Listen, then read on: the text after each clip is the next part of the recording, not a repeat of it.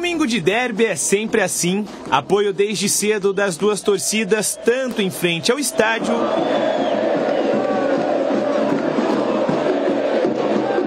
quanto na saída da concentração. O torcedor bugrino, que não pôde acompanhar o clássico do Majestoso, fez a sua parte e compareceu ao hotel da equipe antes da saída da delegação rumo ao estádio.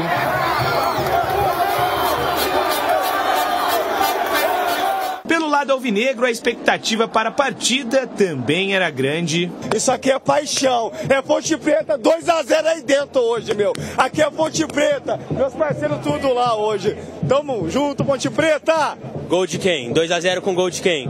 Vou falar pra você, tomara que seja um aí do... 2 do Gé, olha lá, a turma. 2 do Gé hoje. Vai ganhar de 3-1. E quem que vai fazer os gols? Gé, com certeza. E não só... Matheus Jesus. A torcida, que estava confiante no primeiro gol de Gé no Campeonato Brasileiro, compareceu em peso ao Majestoso. Mas os mais de 11 mil torcedores não ficaram satisfeitos com a atuação da Macaca na primeira etapa. As 3 primeiras grandes chances da partida foram da equipe alviverde. Kaique França, com 3 belas defesas, salvou os donos da casa. A primeira boa oportunidade da Macaca só veio aos 37 minutos. Gé foi derrubado por Tony na grande área e Wagner do Nascimento Magalhães assinalou pênalti. Mas após 3 minutos de consulta, o árbitro de vídeo confirmou o impedimento marcado de Pablo Diego no segundo lance. Polêmica de um lado, polêmica do outro. No último minuto da primeira etapa, Derek sofreu um pisão de Matheus Silva, pediu pênalti, mas o árbitro mandou seguir. Na segunda etapa, a Macaca voltou melhor. Gé, de cabeça, passou perto de abrir o placar.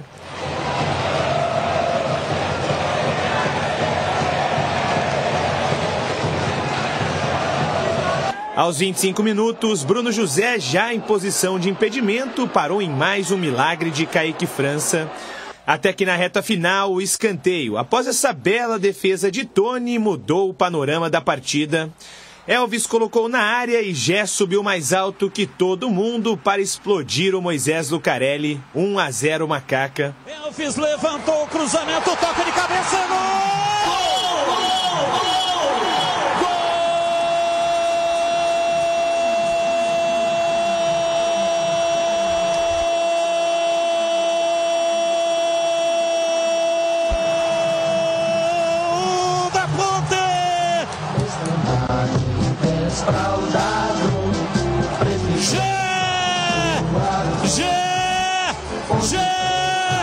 Na marca de 44 minutos de cabeça, mesmo sabendo que precisaria transpor insondáveis abismos, conseguiu, na base da testada, desvendar o mistério do derby. Mantendo o tabu de quase 14 anos sem perder para o Bugre no Moisés Lucarelli, a Ponte precisava segurar o resultado por mais 7 minutos. E Kaique França, herói da partida, foi fundamental mais uma vez na tentativa de segurar a vitória. Isaac chutou de dentro da área e o camisa 12 em 2 tempos mandou para escanteio. O clima era muito favorável, até que aos 50 minutos, Fábio Sanches errou o corte. Isaac entrou livre na área e só rolou para Bruno Mendes deixar tudo igual no placar.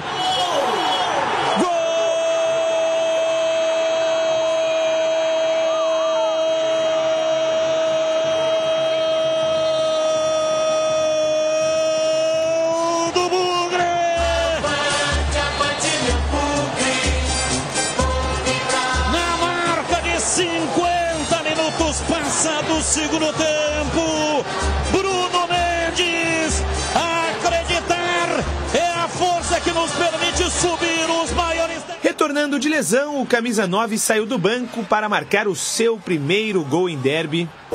O sentimento de fazer esse gol aí, né, e também agora a projeção para essa semana de trabalho visando já a Chapecoense na quarta-feira. Exato, agora é pensar no próximo jogo, esse aqui já acabou, já passou. Creio que a gente poderia sair com a vitória daqui de dentro, né? Mas infelizmente acabamos não saindo, mas saímos com um pouquinho, um gostinho amargo, né? Como eu falei. Mas agora é levantar a cabeça, trabalhar. E meu primeiro gol em derby, né? Muito feliz por ter feito esse gol e agora é trabalhar, porque quarta-feira tem a chave em casa. Do lado alvinegro, a frustração do empate tomou conta de elenco, comissão técnica e diretoria. Futebol é isso, a gente fez o gol aos 45 e também tomamos no acréscimo. Faz parte do futebol, óbvio que a gente não pode permitir que isso aconteça, ainda mais num jogo desse, mas faz parte. Como você falou, quarta-feira já tem jogo, é descansar para conseguir o resultado lá. O empate não recoloca o Bugre no G4 e nem tira a Macaca da zona de rebaixamento. Mas quem sai mais feliz com o ponto conquistado é o lado alviverde. Infelizmente, a gente sofreu um gol no final da partida e isso faz valer a força e a resiliência que o grupo de jogadores demonstrou para ir buscar e não desistir do jogo até a última bola. E foi assim que nós fomos premiados com o empate. Acredito que pelo volume de ações ofensivas que nós tivemos no jogo e o adversário, o placar mais justo seria a vitória do Guarani. Mas por essa resiliência demonstrada, por essa busca, por essa entrega dos jogadores, acabou que no final nós fomos premiados aí com um gol de empate. Acho que foi um belo jogo de futebol, bem estudado pelas duas equipes, chances criadas pelo Guarani, chances enormes criadas pela Ponte. Mais uma vez a gente no placar com 1-0, tivemos uma situação de fazer o segundo gol, mas infelizmente não conseguimos e por uma desatenção da equipe toda, tomamos o gol de empate e saímos daqui hoje bem chateados. Cobrança de escanteio, levantamento, Elvis, cabeçada fatal, letal, testa na bola e o Gé fez o primeiro gol. O que é inadmissível é isso aí, né? Na comemoração ali, trocando sopapos. O Arthur. Vai saber lá o motivo. Mas já é a segunda vez que ocorre isso com o Gé. Mas aqui é a origem do gol, a testada firme e meteu a bola na rede. Cabeceou muito bem, né, Batista? Cabeceou tirando do goleiro, ela bate no chão antes. Ela bate, olha aí, os jogadores separam, é lamentável, né? E o time foi inteligente, porque fizeram a rodinha em volta dos dois para o juiz não ver, né? Senão estariam os dois expulsos. E foi aos 44, 45, até que comemora, tinha mais 7 minutos de jogo. E a Ponte poderia ter ficado com 9 jogadores. 9 jogadores, olha aí. Olha isso aí. Olha lá, e o Arthur vai para cima. Tá sobre isso aí, a assessoria de imprensa da Ponte Preta disse que é uma brincadeira. Ah, legal. Estilo Aloísio Boi Bandido. Lembra a comemoração do Aloísio? Lembra não, ele está fazendo isso no América Mineiro hoje. Hoje ele faz essa comemoração. Os companheiros. Dá voadora assim, ó. Então isso aí, segundo a assessoria, foi uma imitação do que faz o Aloísio. Ah, tá certo. Então não há... Quase que ele nocauteou o Arthur, pô. Isso é a brincadeira do boi bandido, ele dá uma voadora no pau de bandeira. Olha lá, os companheiros vêm separar e o Arthur reage. E se os caras não separam e fecham a rodinha... Sabe qual é a interpretação eu fiz isso? O juiz agora, poderia expulsar os dois. Para acabar com qualquer problema nesse sentido, eu acho que a assessoria deveria colocar os dois para dar uma entrevista. Mas aí já... Aí eles vão falar a respeito do assunto. Aí o sangue, aí a adrenalina já baixou, olha lá, o Arthur vai para cima, olha lá, estão trocando, pô. Se isso aí for brincadeira, vamos brincar nós dois assim aqui, Batista. Vamos? Sabe qual é a interpretação que eu faço? Que eu já deito, ou seja... Quando o Gé vem para comemorar, o Arthur tá tentando abraçá-lo. Daí o Gé afasta e o Arthur não gosta. Eu acho que teve troca de sopapo, mas... Olha a origem. A Ponte está no ataque. E aí, a conclusão não foi legal. Guarani retoma. Sai dominando essa bola. A origem é legal por causa disso aqui, ó. Olha lá. Esse é o Diogo Matheus. Diogo Matheus. Lançamento para o Isaac. Aí chega o Fábio Sanches. Perdeu o tempo da bola, né? Essa bola não poderia ter entrado nunca, mas entrou. Fazer o quê? O futebol é feito de falhas. Aí, o futebol é jogo de erros, né? Olha lá. Aí o Isaac cruza. E o Bruno Mendes, isso aí é gol de centroavante, né? Oportunismo. Estava lá no momento certo, na hora exata, para, de maneira absolutamente simples, colocar o pé na bola e colocar na rede. Aí, ó, de novo para você. Uma jogadaça do Isaac, que já havia proporcionado anteriormente. Olha, nesse ângulo, ó. É. Por trás. Levantou por trás a cabeça, é bom, né? Levantou a cabeça e aí chegam Dá dois jogadores do Guarani. O que aconteceu? 2 jogadores do Guarani contra o Mailton. Então, um erro de posicionamento. Mas é o seguinte. Bom, vai falar do jogo agora ou depois?